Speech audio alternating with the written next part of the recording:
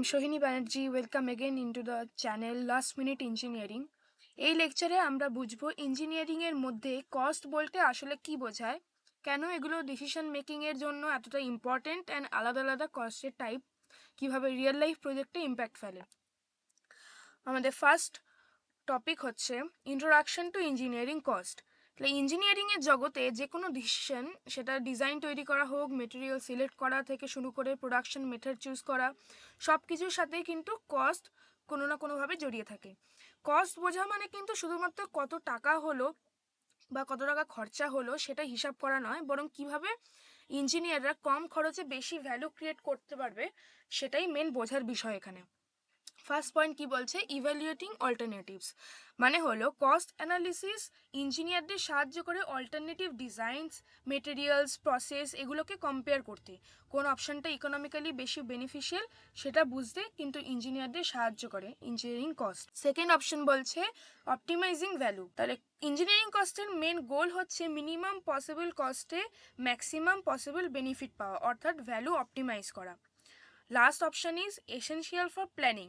ঠিকমতো যদি cost concept না বোঝা যায় তাহলে কিন্তু প্রজেক্ট প্ল্যানিংও ভুল হতে পারে, আর তাই এস্টিমেশন মিসম্যাচ হতে পারে, আর প্রজেক্ট ফাইন্যান্সিয়ালি কিন্তু ইনফিজিবল হয়ে যেতে পারে। ফর এক্সাম্পল, ধরো একটা প্রোডাক্ট বানাতে দুই ধরনের মেটেরিয়াল ইউজ করা যাবে, একটা চিপ বাট কম ডিউরেবল, আর একটা expensive but long lasting.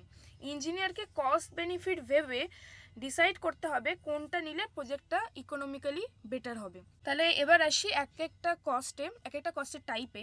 First হচ্ছে আমাদের ফিক্সড কস্ট। ফিক্সড কস্ট হলো সেই খরচ যেটা প্রোডাকশন কম বেশি হলেও কিন্তু আনচেঞ্জ থাকে।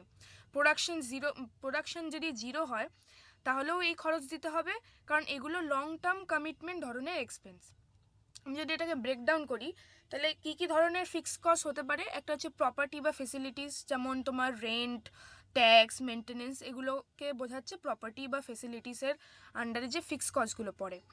ইন্স্যুরেন্স লাইসেন্সিংয়ের মধ্যে পড়ছে policy, premium, permits. Administrative salaries বলতে ম্যানেজমেন্ট, এইচআর, অফিস স্টাফদের যে স্যালারি দেওয়া হয় সেটা, তারা বেশি কাজ করুক কম কাজ করুক তাদের কিন্তু স্যালারি ফিক্সড থাকে। মেশিনারি ডিপ্রিসিয়েশন, যে মেশিনের দাম কিভাবে ধীরে ধীরে বাড়ছে সেটাকে আমি হিসাব করে করে দেখাচ্ছি, সেটা হচ্ছে ফিক্সড কস্ট। একটা এক্সাম্পল যদি দিই, ধরো একটা ফ্যাক্টরিতে আজ 10টা ইউনিট বানানো হলো আর কালকে 100টা বানানো হবে, কিন্তু এর জন্য কি বিল্ডিং যে রেন্ট আছে সেটাতে কি কোনো ডিফারেন্সিয়েশন আসবে না। এটাই হচ্ছে ফিক্সড কস্ট। নেক্সট কস্ট হচ্ছে আমাদের ভ্যারিয়েবল কস্ট। ভ্যারিয়েবল কস্ট হচ্ছে প্রোডাকশনের সাথে সাথে চেঞ্জ হয়। আউটপুট বাড়লে খরচ বাড়বে, আউটপুট কমলে খরচও কমবে। ব্রেকডাউন এক্সপ্লেনেশন যদি দিই, যেমন হচ্ছে র মেটেরিয়ালস, মানে প্রতিটা ইউনিটের আলাদা আলাদা কনজাম্পশন, মানে আমি যত ইউনিট বানাবো তত বেশি আমার র মেটেরিয়ালস লাগবে। এমন না যে আমার স্পেসিফিক কিছু র মেটেরিয়ালস দিয়ে আমার সব ইউনিট বানানো হয়ে যাবে, সেটা নয়, যত বেশি ইউনিট তত বেশি র মেটেরিয়ালস। তারপর হচ্ছে আমাদের পাওয়ার কনজাম্পশন। পাওয়ার কনজাম্পশন মানে হচ্ছে মেশিন চালালেই কস্ট বাড়বে, এমন তো না যে মেশিন আমি 5 মিনিট চালালাম তাতে আমার সমস্ত ইউনিট বানানো হয়ে গেল। তাহলে যত ইউনিট বানাবো তার জন্য আমাকে মেশিনও সেভাবে চালাতে হবে, আর যতবার মেশিন চালাবো ততবার আমার কারেন্ট পুড়বে, ততবার আমার কস্টও বাড়বে। প্যাকেজিং কস্ট হচ্ছে প্রতিটা প্রোডাক্টের আলাদা আলাদা খরচ থাকছে। আর ডাইরেক্ট লেবার হচ্ছে বলছে যে কত ইউনিট তৈরি হচ্ছে তার উপর ওয়েজের হিসাব, মানে কতগুলো লেবার কাজ করছে তাদের স্যালারিজ আছে, সেটাকেই বলছে ভ্যারিয়েবল কস্ট। ফর এক্সাম্পল, ধরো আজ 50টা ইউনিট বানালে র মেটেরিয়াল যতটা লাগছে, কাল যদি আমরা 200টা ইউনিট বানাই তাহলে কিন্তু র মেটেরিয়াল আজকের তুলনায় অনেক বেশি লাগবে। এটাই কিন্তু প্রোডাকশনের সাথে সাথে কস্টটা কিন্তু স্কেল করছে, মানে প্রোডাকশন বাড়ছে কস্টও বাড়ছে, এটাই ভ্যারিয়েবল কস্ট। নেক্সট কস্ট হচ্ছে মার্জিনাল কস্ট। মার্জিনাল কস্ট মানে হলো একটা এক্সট্রা ইউনিট বানাতে অ্যাডিশনাল যে খরচ বাড়লো সেটাই কিন্তু মার্জিনাল কস্ট। প্রোডাকশন বাড়ানো উচিত কিনা সেটা বোঝার জন্য কিন্তু মার্জিনাল কস্ট বোঝাটা ভীষণ ভীষণ ইম্পর্টেন্ট। আমি যদি স্টেপ ওয়াইজ যদি এক্সপ্লেন করতে চাই তাহলে টোটাল কস্টের চেঞ্জ দেখবো একটা ইউনিট বাড়ালে টোটাল খরচ কতটা বাড়ছে। ফর এক্সাম্পল, এখানে যেমন বলছে যদি 10,000 থেকে $10,500 হয়, তবে মানে বলছে যে if producing one extra unit raises total cost from $10,000 to $10,500, the marginal cost is $500। মানে যদি খরচ যদি $10,000 থেকে $10,500 হয় তবে এক্সট্রা কস্ট হচ্ছে $500, অর্থাৎ মার্জিনাল কস্ট হচ্ছে $500। প্রোডাকশন বাড়ানো লাভজনক কিনা সেটা দেখার জন্য মার্জিনাল কস্ট কম্পেয়ার করা হয় পসিবল রেভিনিউর সাথে। ফর এক্সাম্পল, যদি এক্সট্রা ইউনিটের যে ইনকাম সেটা যদি মার্জিনাল কস্টের থেকে বেশি হয় তাহলে আমার প্রোডাকশন বাড়ানো উচিত, আর যদি তার উল্টোটা হয় তাহলে অবশ্যই না। আমি তাহলে মার্জিনাল কস্টকে আমাকে লক্ষ্য রাখতে হবে যে মার্জিনাল কস্ট আমার ইনকামের থেকে বেশি হচ্ছে নাকি। যদি বেশি হয় তাহলে কিন্তু আমার প্রোডাকশন বাড়ানো কখনোই উচিত নয়। আর লাস্ট বলছি ক্যাপাসিটি প্ল্যানিং। ক্যাপাসিটি এক্সপেনশন ডিসিশনেও কিন্তু মার্জিনাল কস্ট একটা হিউজ রোল প্লে করে।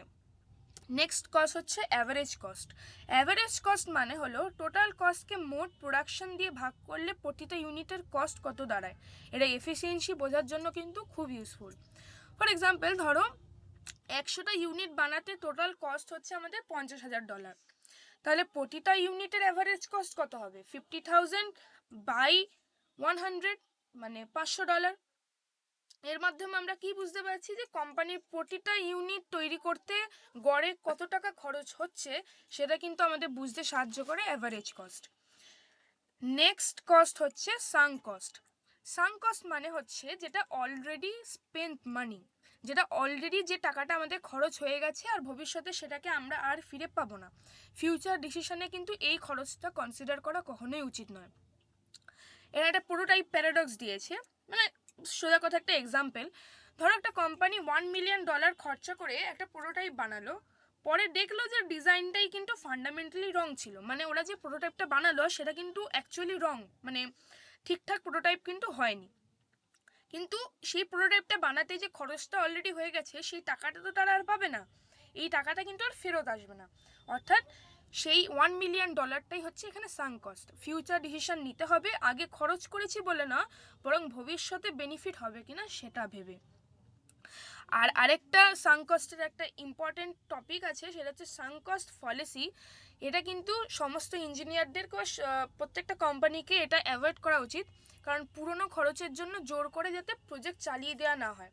মানে আমার খরচ হয়ে গেছে অথচ আমি ভুল প্রোটোটাইপ বানিয়ে দিয়েছি, খরচ হয়েছে বলে আমি ভুল প্রোটোটাইপটাই আমি মার্কেটে চালিয়ে দিলাম, এটা কিন্তু কখনোই করা উচিত নয়। লাস্ট কস্ট টাইপ হচ্ছে আমাদের অপরচুনিটি কস্ট।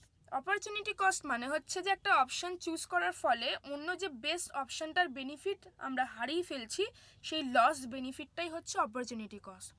ফর এক্সাম্পল, ধরো একটা কোম্পানি প্রজেক্ট এ চুজ করলো যেটা রিস্কি বাট হাই রিওয়ার্ডেবল, কিন্তু তার জন্য যে প্রজেক্ট বি এর যে গ্যারেন্টেড মডারেট প্রফিটটা কোম্পানি মিস করছে, সেটা কিন্তু অ্যাকচুয়ালি এখানে অপরচুনিটি কস্ট। মানে আমি যে প্রজেক্ট চুজ করলাম সেটা বাদে যে আরেকটা প্রজেক্ট ছিল সেটাতেও কিন্তু গ্যারেন্টেড কিছু রিওয়ার্ড ছিল, বাট এটাই যেহেতু প্রজেক্ট এ যেহেতু প্রজেক্ট বি এর থেকে হাই রিওয়ার্ডেবল, তাই কোম্পানি রিস্কের সাথে প্রজেক্ট এ কে চুজ করলো। আর প্রজেক্ট এ কে চুজ না করে যদি প্রজেক্ট বি কেও চুজ করতো, প্রজেক্ট বি এরও কিন্তু গ্যারেন্টেড কিছু রিওয়ার্ড ছিল, কিন্তু সেটা যেহেতু এখন প্রজেক্ট এ চুজ করার ফলে সেটা যেহেতু আর পাওয়া যাবে না, সেটাই হচ্ছে এখন লস্ট অপরচুনিটি কস্ট, মানে যেটা অলরেডি আমরা হারিয়ে ফেলেছি আর পাওয়া যাবে না। কনসেপ্ট মিনিং কি বলছে এখানে, অর্থাৎ রিয়েল কস্ট শুধু খরচ নয়, বরং আমাদের এটাও বুঝতে হবে যে যে সুযোগটা আমরা হারালাম বা যে কস্ট আমরা হারালাম সেটাও কিন্তু অপরচুনিটি কস্টের মধ্যে পড়ছে। তাহলে আজকে আমরা কি বুঝলাম, এই যে যত ধরনের কস্ট টাইপগুলো আছে এই কনসেপ্টগুলো কিন্তু ইঞ্জিনিয়ারদেরকে লজিক্যালি ভাবতে শেখায় যে কোথায় টাকা খরচ করা উচিত, কোনটা ইকোনমিক্যালি বেটার ডিসিশন। নেক্সট সেশনে আমরা আরেকটু অ্যাডভান্স টপিক শিখব, সেটা হচ্ছে recurring, non recurring cost, incremental cost, cash cost, life cycle cost with real life examples. Thank you. See you in the next video.